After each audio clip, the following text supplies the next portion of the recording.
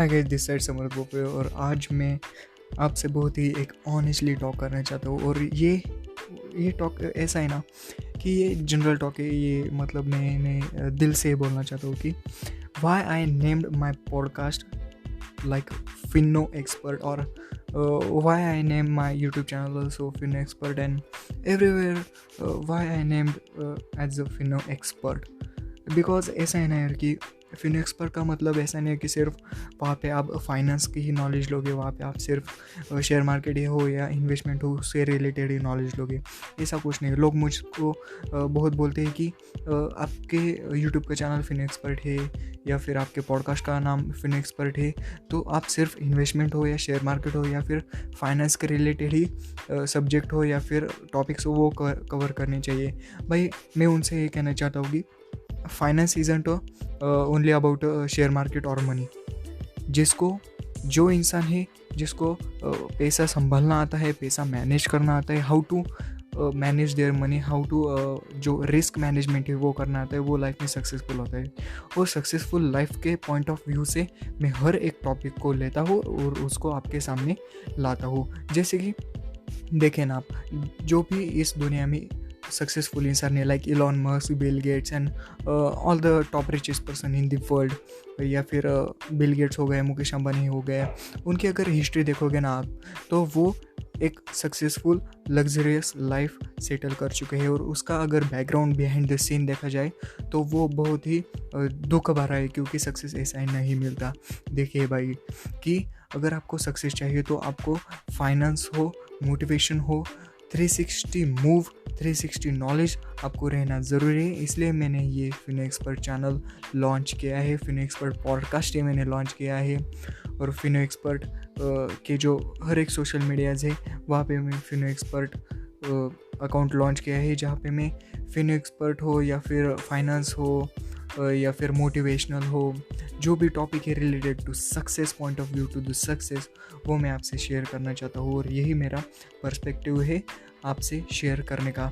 इससे मुझे कोई भी प्रॉफिट नहीं किया या फिर कोई भी मैं ऐसा स्पॉन्सर नहीं करता, किस भी चीज़ को मैं स्पॉन्सर नहीं करता इस पॉडकास्ट में। जस्ट मैं आपको यही कहना चाहता हूँ कि फिनो expert isn't only finance, it's a perspective to success.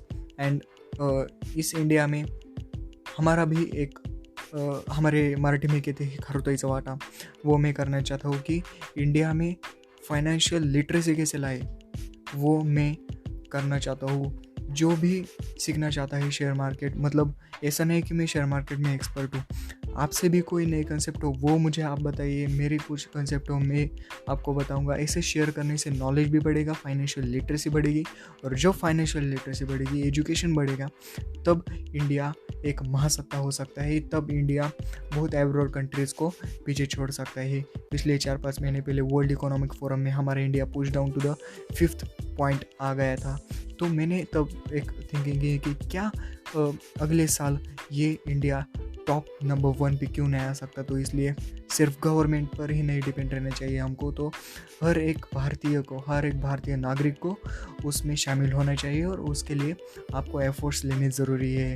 और उसके लिए आपको क्या करना चाहिए, जस्ट कुछ नहीं करना चाहिए, सिर्फ आपको इन्वेस्टमेंट करनी चाहिए और एजुकेट होना चाहिए related to the share market. Educated in the sense कि आपको शेयर मार्केट क्या है, सक्सेसफुल लाइफ क्या है, मोटिवेशंस क्या है, या फिर व्हाट इज़ द नेचर, मतलब 360 मूव हर एक इंसान को होना चाहिए।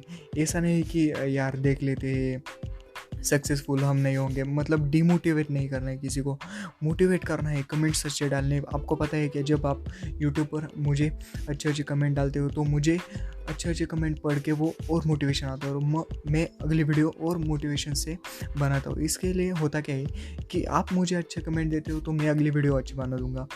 मैं अगर किसी को अच्छी कमेंट दूंगा तो वो अच्छी मतलब ये नेटवर्किंग होती है। अगर ये नेटवर्क इतना स्ट्रांग हो गया तो हमारा इंडिया बहुत ही अच्छे लेवल पर जा सकता है, और हमारे इंडिया को कोई भी नहीं रोक सकता। चाइना तो बहुत ही दूर की बात है। China is a company. If you understand this sentence, be carefully.